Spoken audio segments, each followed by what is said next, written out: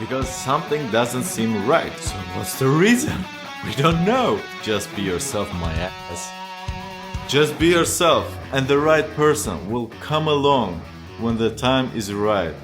We've all have heard this narrative since the days of childhood. But thanks to the age of information, we don't have to refute this myth anymore, because the proof unveils itself before us. As the years pass by, we'll soon won't have any new generations who haven't been brought up with the internet, with social media, and internet never forgets. First of all, let's establish where that advice comes from. It's a consequence of our deep-seated fear for being duped in carrying out our most important task on this earth, procreation. And when you are not yourself, you are playing games, which means you can potentially lure someone into thinking that you are something that you aren't, thus creating some kind of an existential fear for the person that you are trying to attract.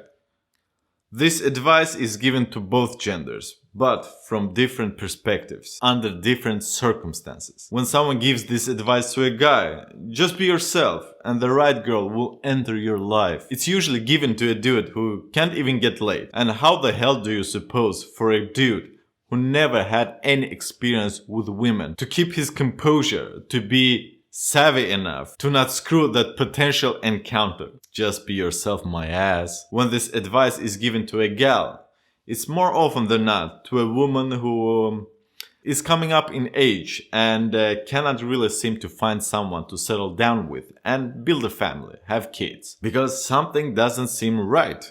She cannot seem to keep someone in her life. Dudes enter, spend some time, and then disappear. So what's the reason? We don't know. Or do we?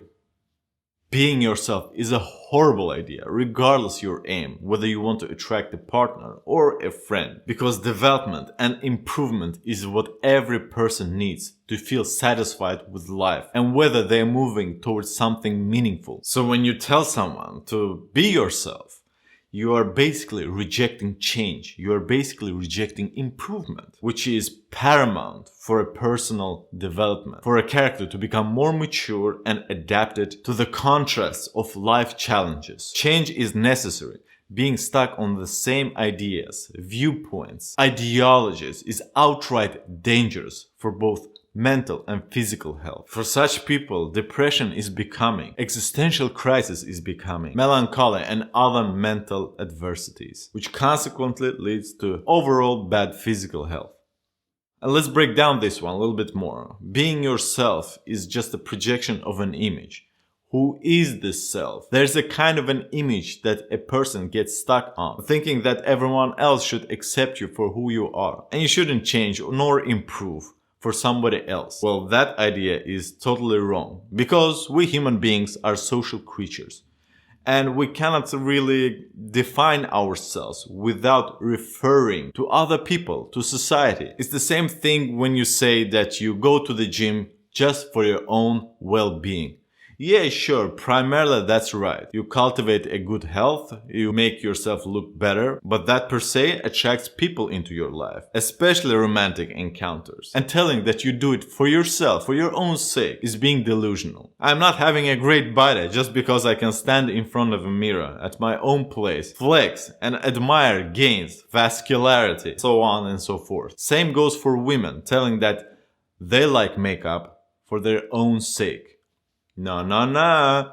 You wouldn't dress up nor have makeup on yourself if you were to do the dishes or vacuum. Of course, we want people to admire us or attract other people into our lives.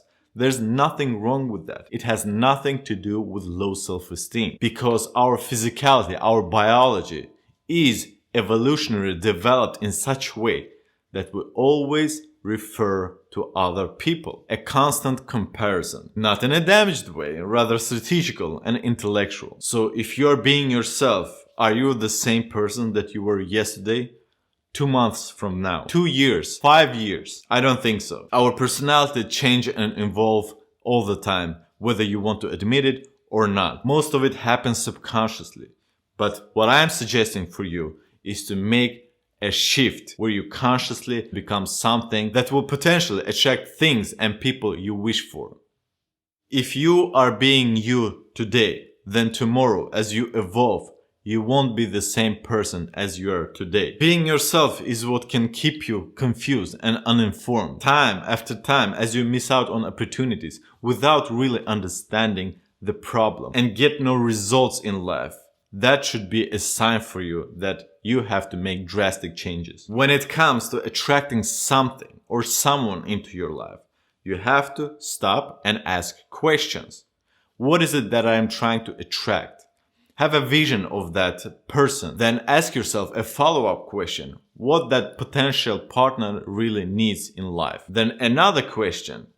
What is it that I have to do in order to match up those needs? Maybe I have it already. Maybe there's something more that I have to work on. Having this self-query is a great segue. Unveiling your own character to yourself and understanding your own strengths and weaknesses. How can I attain something that a potential partner is interested in? It can be everything, starting with a career or qualities. Maybe you are a girl who wants to attract a very successful person. Understand what kind of traits those successful people are searching for. Maybe someone who can cook, clean, be feminine. If you're a guy wanting a girl, understand what women demand from men. Maybe not overtly, but you know what I mean. Evolutionary speaking.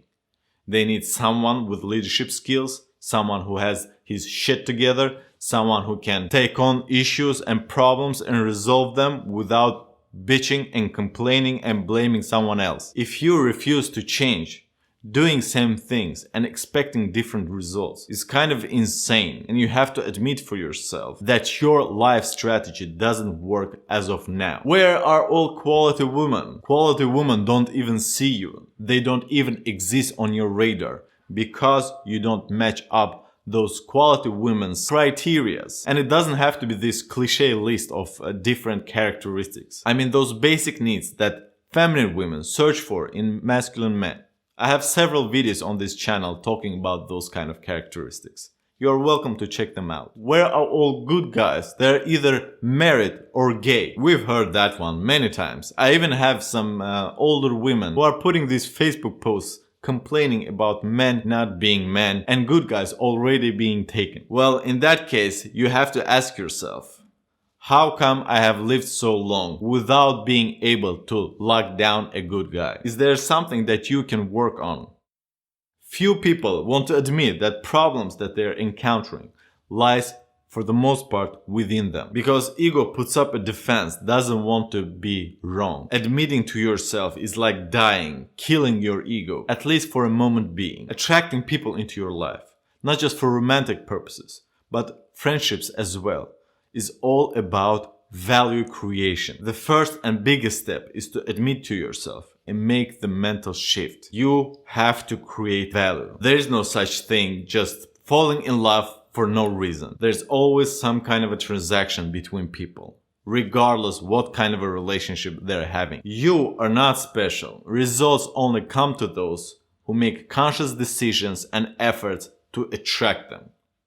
That video is a great compliment for this topic, so you're welcome to check that one out. There are many more videos on gender dynamics and how we men and women come together. For what reasons? Are you the best version of yourself? Hossein, out!